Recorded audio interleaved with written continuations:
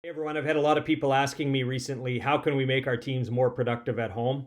I thought I'd take the opportunity to share a recent discussion I had with my good friend and longtime associate, Ed Tchoi. He's a YouTuber, a sales professional, and he's been a home based worker for years.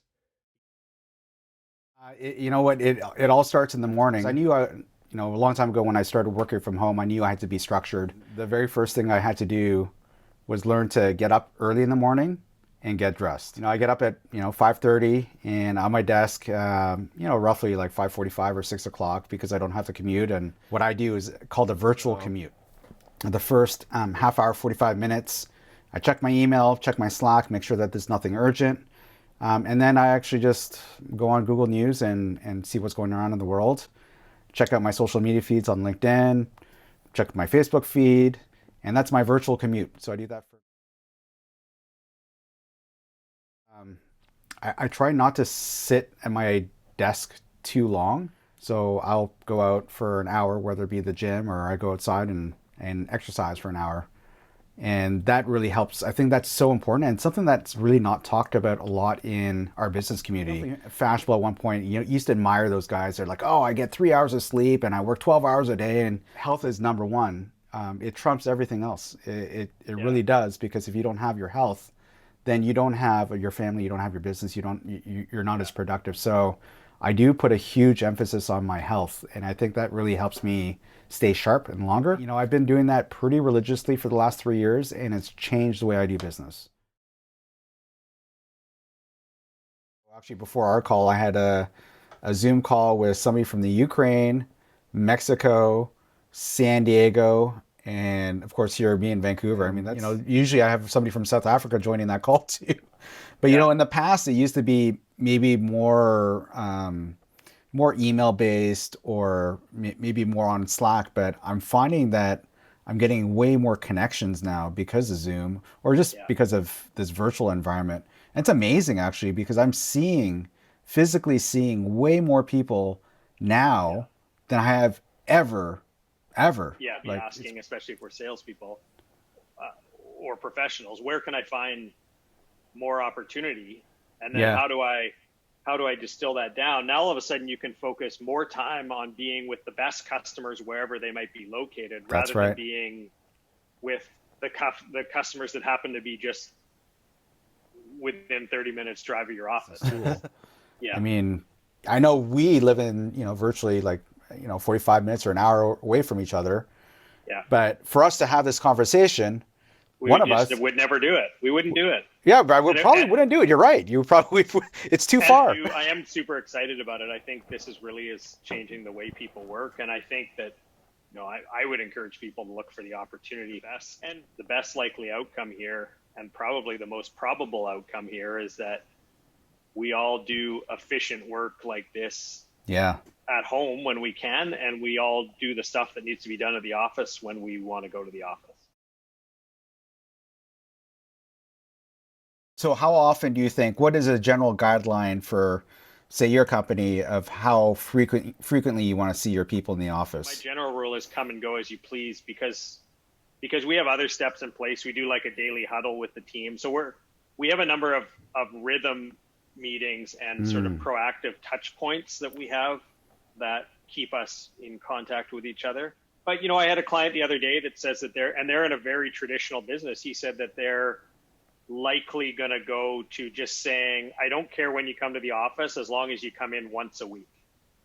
And just they just want to do that from a personal connection point of view. And I think right. that gives everyone ultimately choice and flexibility, which is what they want. And it preserves a rhythm of just soft contact required. I mean, Yeah. our office is built around the concept, even before COVID, that everyone would largely be remote, Right.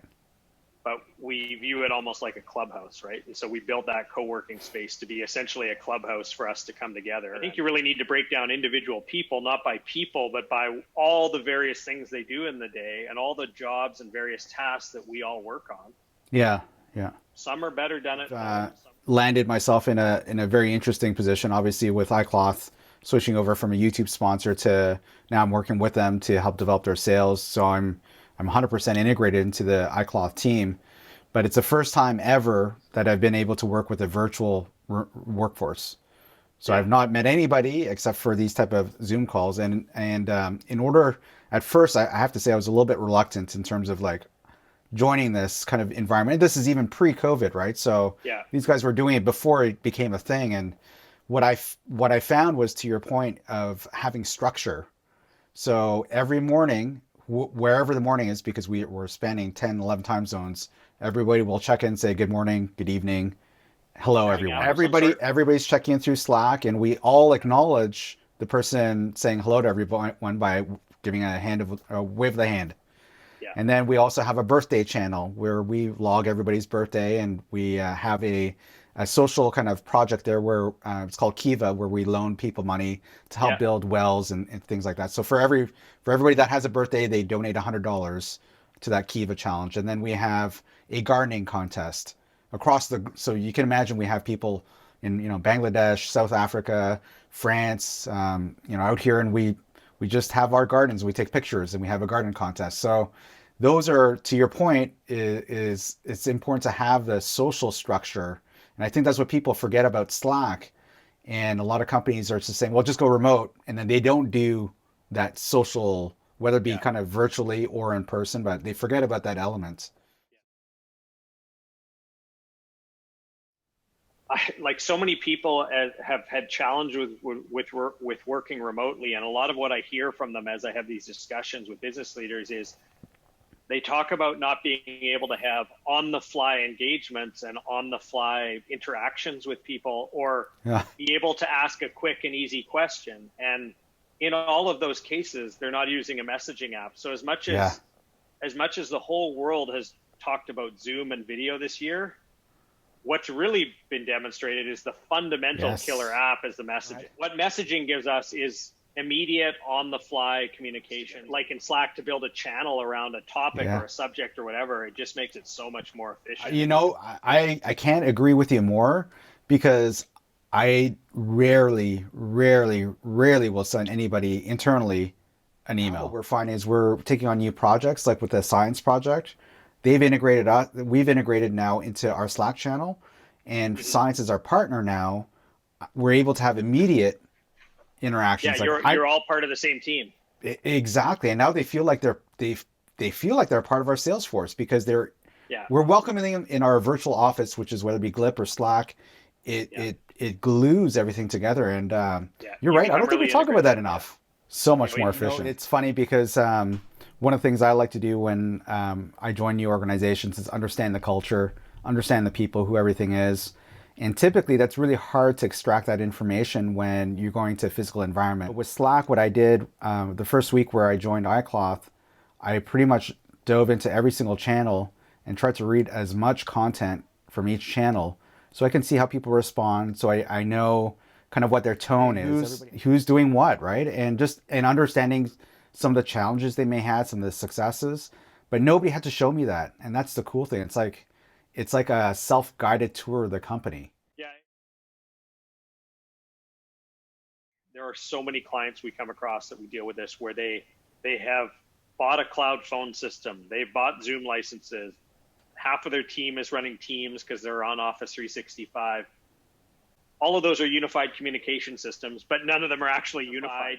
You have the messaging, which can easily be escalated to voice, which can be escalated to video, all in one window. It's basically your window on communication. Before COVID, I didn't have any of this. And when COVID started, and I think it was maybe after my fourth or fifth Zoom call, I thought, I need to kind of up the game a little bit. If this is the way I'm going to do business, I want to make sure that I do business in a professional way. That had to do with getting a headset rather than using the headset on my computer, and getting lighting and getting a green screen. So my setup here, my office is a bit of a disaster. Well, it's the benefit.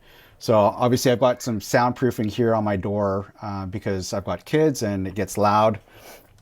I have a ring light to my left, which kind of simulates the window in my green screen, right, which is there. Yeah. I'll get back to it. I have another light lighting up my green screen in the back. Do this, I'll shut off my my background just to show you what it looks like without it, which is kind of boring. this is it. And then it got me thinking, like, as we're doing these calls, why not brand yourself? And even though you can maybe not see the whole brand, I think while you're having a conversation, we got to look at the subconscious of the person that you're doing business with. At least it's kind of reinforcing kind of what I do. You're not asking, what is Ed talking about? I think that's another missed opportunity. I do a lot of Zoom calls. I don't see enough of people representing their brand behind them. And those that do, it doesn't really look that good. So is that really reflective of the organization you're working for? I think people underestimate the importance of the human connection you can create by making sure that you're well lit. I think at first during COVID, everyone thought, oh, that's really weird seeing people with headphones on, but now it's become so it's a thing. It's become the fashion accessory of 2020 and 2021. A realization not too long ago about treating work, those people that kind of complain about work, and those are usually the ones that actually have to be somewhere at a physical time at a certain time. And it becomes very laborious and it's just really draining. This is like, I treat my work as a lifestyle. And once you treat work as a lifestyle, then it no longer becomes work. And I know that might sound corny, but I'm living it.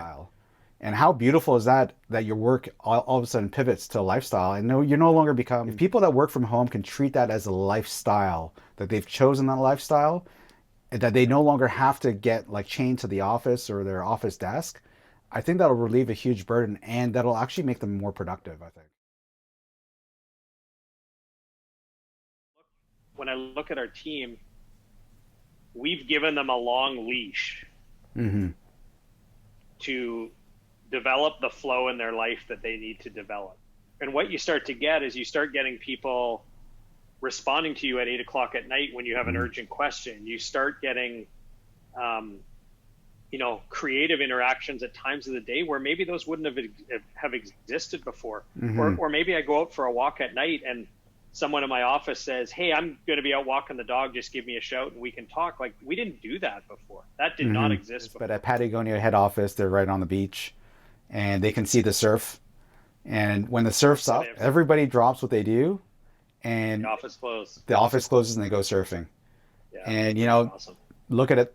The company can say is pretty successful. Again, that lifestyle and giving them that longer leash and making sure that everybody's having fun. The old school job thing to me is like so archaic, where you have to be there, punch in at 9 and punch out at 5. Like, nobody wants to do that. I think we're all kind of enlightened a little bit more. Now that you're enlightened on like what's a possibility, how do you live it?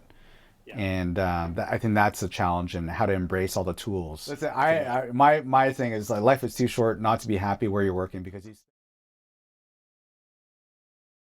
building relationships on video. And I think your and my relationship here is a perfect example of that. Like, we've known each other for years. We've never chatted like this before. We've never chatted like this before. No, and we've done it like 2 weeks in a row. And having these video calls has changed the level of the relationship. Part of this is because we get to look into each other's worlds, right? Like, we get to see each other at home.